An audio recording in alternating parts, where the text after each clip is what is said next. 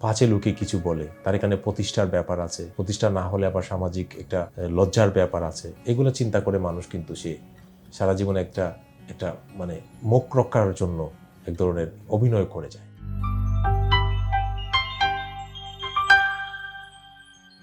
সমস্ত কিছু তোমাকে অর্জন করতে হচ্ছে, এখানে তুমি কিছুই ফ্রি পাচ্ছ না, তাই না? তোমার মাথা গুজার ঠাইকেও তোমাকে অর্জন করতে হবে। এগুলাকে যদি যারা জীবনে ধরো এগুলাকে ওভারকাম করতে পারবে বিভিন্নভাবে, এবং এখানে ওভারকাম বেশিরভাগ মানুষ করতে পারে না, কারণ তার এক ধরনের এই পাঁচে লোকে কিছু বলে, তার এখানে প্রতিষ্ঠার ব্যাপার আছে, প্রতিষ্ঠা না হলে আবার সামাজিক একটা লজ্জার ব্যাপার আছে, এগুলো চিন্তা করে মানুষ কিন্তু সে সারা জীবনে একটা মানে মুখ রক্ষার জন্য এক ধরনের অভিনয় করে যায়। এটার বাইরে যারা চলে যায়, যেমন আমাদের এখানে বানপ্রস্থের একটা ধারণা আছে যে 40-এর পরে বানপ্রস্থে চলে যাওয়া। আমার মনে হয় এটা হচ্ছে ওই ধরনের, যেন এক ধরনের আমার তপোবনের মধ্যে আমি একজন জীবনযাপন করব, জঙ্গলের মধ্যে জীবনযাপন করব। ধরো আমি আমার মতো করে একটা পাখি যেভাবে খুব স্বাধীনভাবে জীবনযাপন করে আমি সেভাবে করব। এখানে আমি কোনো কিছু অর্জন করার জন্য জীবনকে ব্যয় করে তারপরে আবার জীবনে আনন্দ ভোগ করবো, তা না, তাই না?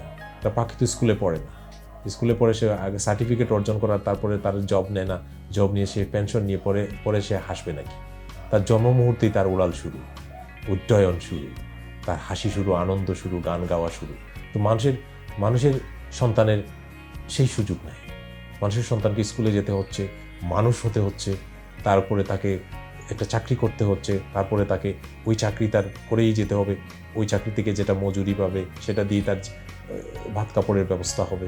এটা করতে করতে তো তার জীবন শেষ হয়ে যাচ্ছে। এখন আমাদের যে চেষ্টা থাকতে হবে, এটা তুমি যেটা ভাবছো এখন, এটা এই যে যদি মনে করো যে শিল্প দিয়ে জীবনকে সুন্দর করা, শিল্পকে উপভোগ করা, জীবিকার পাশাপাশি, চাকরি বাকরির পাশাপাশি, এই জীবন যাপনের পাশাপাশি যে আমাদের এই যে মৌলিক যে চাহিদা যেগুলো আছে এগুলা পরিপূরণের পাশাপাশি আমাদেরকে আনন্দ করতে হবে, সেটা আসলে খুব অল্প সংখ্যক একটা শ্রেণীর মানুষ সেটা ভাবতে পারে। সেটাও এক ধরনের স্বার্থপরতার মতো মনে হয় যে সমাজের সবচেয়ে বড় চাকরিটা সে করবে, সবচেয়ে বড় সম্মান সে পাবে, সবচেয়ে বড় চেয়ার সে পাবে, আর পাশাপাশি সে শিল্পকেও এনজয় করবে। আমাদের দেশের বেশিরভাগ মানুষ কি এটা কল্পনা করতে পারে?